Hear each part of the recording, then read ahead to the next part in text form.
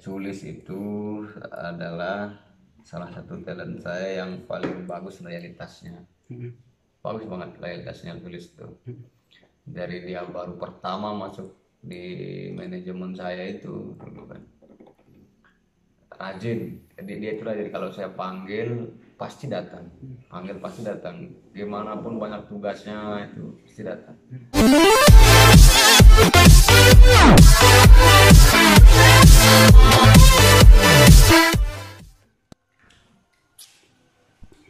Bismillahirrahmanirrahim. Assalamualaikum warahmatullahi wabarakatuh. Para subscriber dimanapun Anda berada. Kebetulan saat ini saya sedang bertamu di salah satu public figure, yaitu salah satu musisi yang ada di Lombok,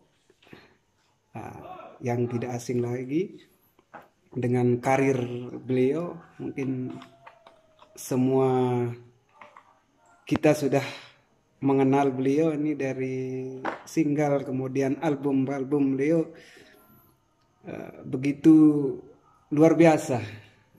Beliau niki adalah saudara Bang Ical Musikal ya, nama anunya, yang lagi apa namanya, nama yang dikenal sama masyarakat. Mungkin sebelum kita lanjut ke video Bang, mungkin dari awal sudah cerita adalah ketika berawal Sulis lah, dari sekitar tahun berapa masuk di sini, kemudian apakah memang terkenal dari sejak apa namanya di Pedas itu, di pas audisi di Mataram. Sulis. Ya. Berarti masih worth it ya buat dibahas ya.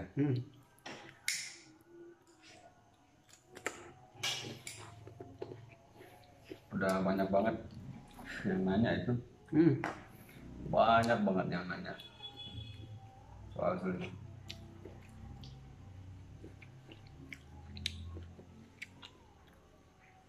Rokoknya enak nih bro. Rokoknya Naga Sosro. Saya sambil lap-lap gitar aja ya. Nggih, silakan. Ya, enggak apa-apa. Kita santai saja. Santai saja. Lap gitar.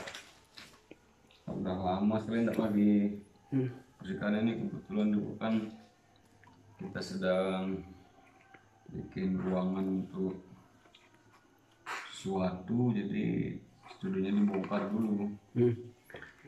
Nah, kembali saya bilang tadi, ternyata masih worth it ya buat dibahas. Dan kemarin tuh banyak banget yang nanya saya itu.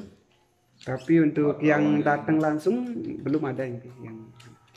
Justru itu, saya kalau sekedar lewat telepon saya no komen orangnya. Saya nggak suka komen kalau lewat telepon. Kalau mereka datang, teman-teman itu datang nanya, ya saya jawab apa pertanyaan mereka itu. Apa yang dibutuhkan saya layani. Saya kira sudah tidak worth it, ternyata masih worth it. Ya masih booming. Masih begitu banyak. Terutama yang ini Bang, yang fan-fannya yang ada di luar negeri ini yang begitu supportnya luar biasa. Malaysia ya. Ya. Di Taiwan, Hong Kong. Kita kan tahu tuh di traffic YouTube itu udah. Iya. Ya, terutama yang paling anu ini di Hong Kong. Ya, di Hong Kong sana banyak TKW sih. Ya.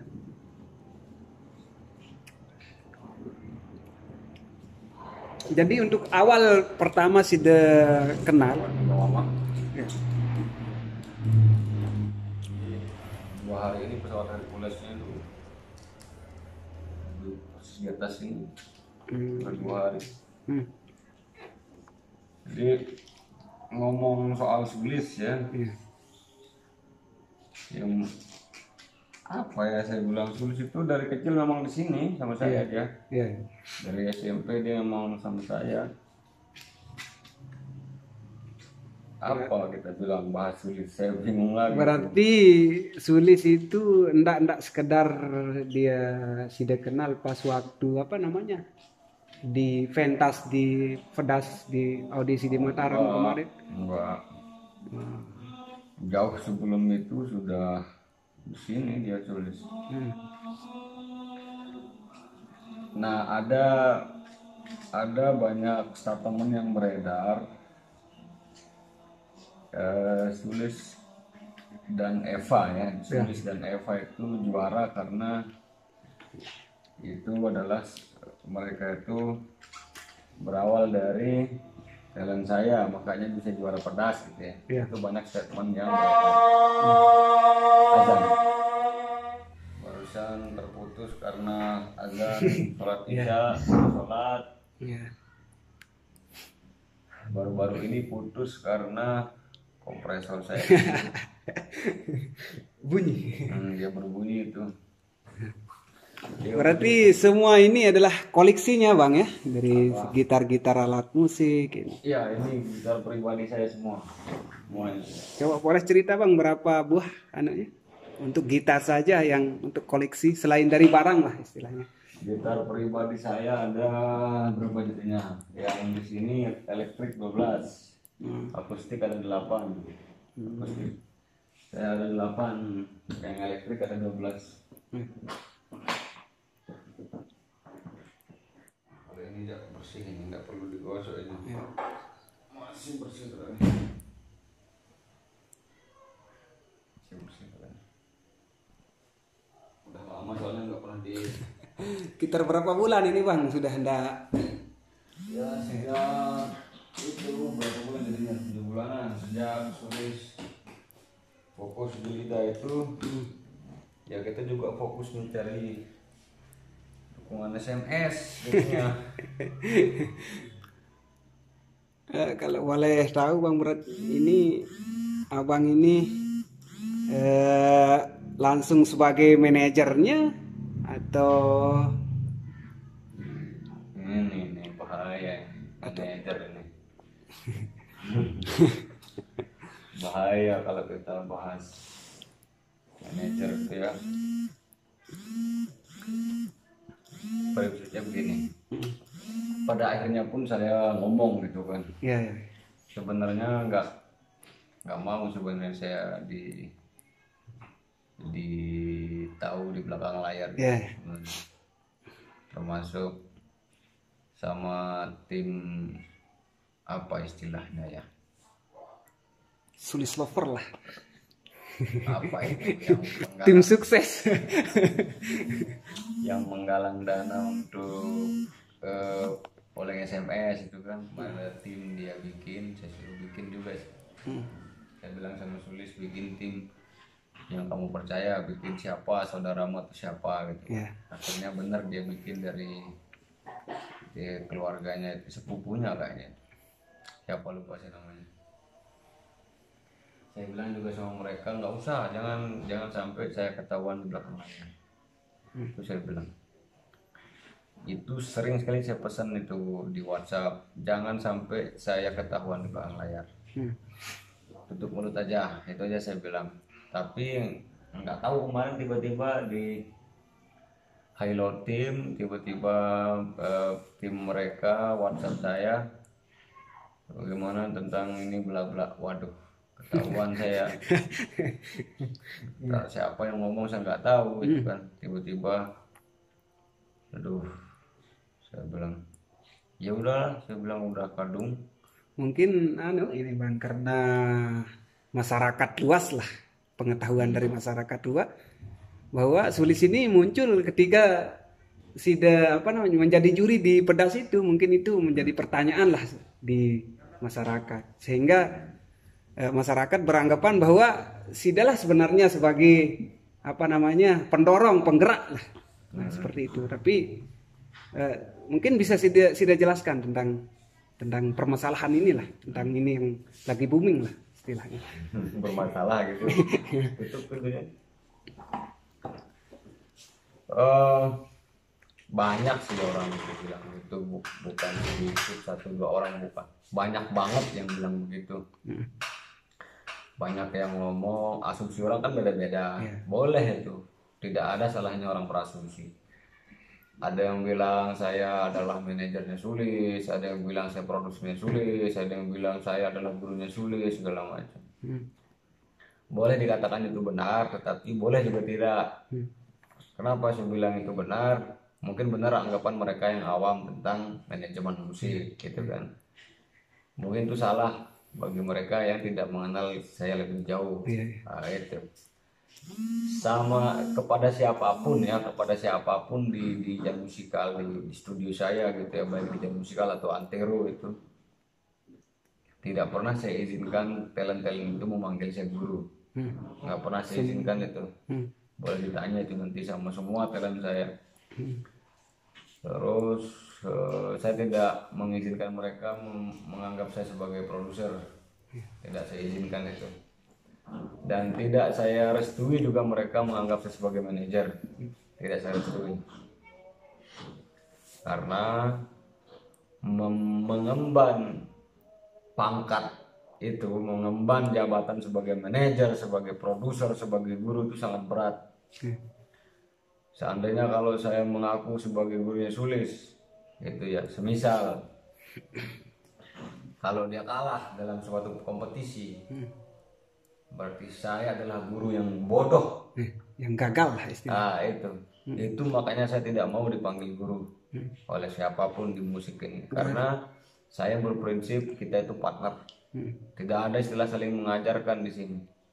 Itu yang saya tekankan kepada semua talent-talent saya. Karena saya takut nanti bertanggung jawab di akhirat itu. Nggak gampang jadi guru itu soalnya, nggak gampang. Sulit banget jadi guru dan nggak gampang jadi manajer. Sulit banget jadi manajer.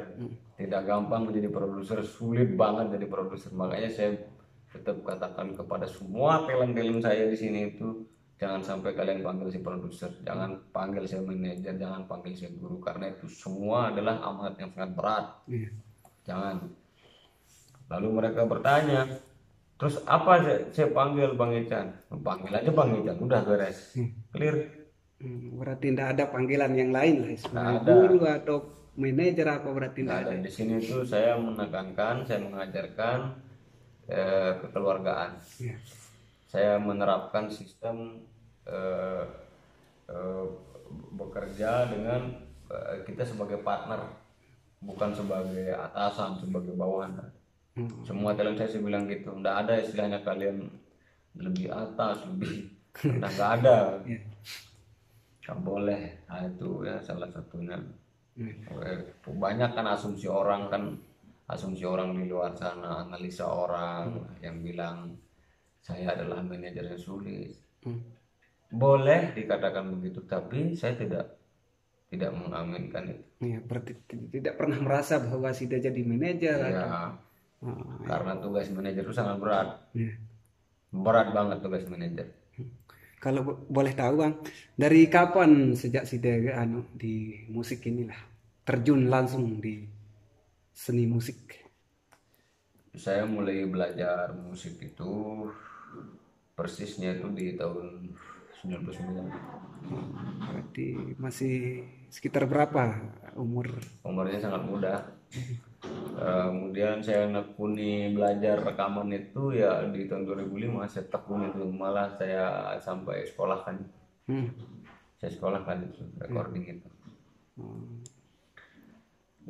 Walaupun saya bolos-bolos. Kalau boleh tahu berapa challenge Bang Ical yang sudah yang sudah bina lah seperti talent. Ya talent saya. Tadi saya bilang sebenarnya paling tepat disebut itu partner. Jangan bilang talent saya. Gitu. Sebenarnya partner. Gitu. Rekan kerja lah. Itu di sini tuh kita tetap mengatasnamakan teman saja. Tidak ada istilah bawahan di sini. Selain dari yang banyak terkenal dari tiga ini, banyak lagi yang sudah bina. Banyak. Kembali saya tegaskan lagi, terkenal itu banyak. Terkenal adalah sesuatu yang umum. Terkenal dalam bidang apa gitu kan. Cuman kadarnya beda-beda, kapasitasnya beda-beda. Banyak banget talentnya sudah saya bidik di sini itu. Artinya didik juga, selain saya bidik, mereka saya didik gitu. Walaupun saya tidak mau dianggap guru, nggak nggak berani, bukan nggak mau ya, nggak berani.